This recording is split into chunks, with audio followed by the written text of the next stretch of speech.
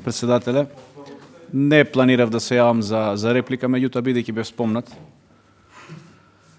Вака, се согласувам дека да, треба да се бориме против заедничкиот непријател, така е. Меѓутоа, кој е тој непријател? Ми спомнувате војска, спомнувате полиција во делот на борбата со ковид.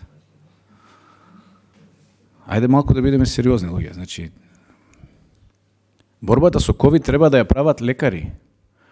Треба да ја прават капацитети здравствени.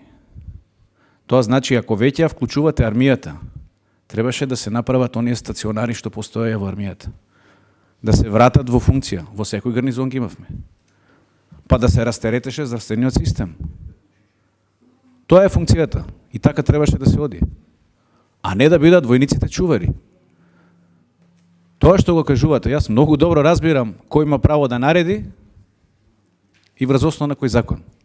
И многу ми е јасно на мене тоа како оди. Проблемот е следен. Се прави преседан.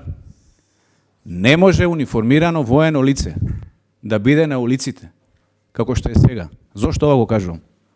Затоа што сме демократија. И тоа мора така да остане. Сетете се, во 2001 година ние немавме војници на улиците. Жал ми е што тоа ќе го споменам. Меѓутоа, во 2001 година немавме војници на улиците. А сега имаме. И ова може да биде искористено како преседан и може да го користи било која една влада и било кој еден председател. Ако сакаме да правиме демократија, треба да се однесуваме по демократските стандарди. Толку. Благодарам.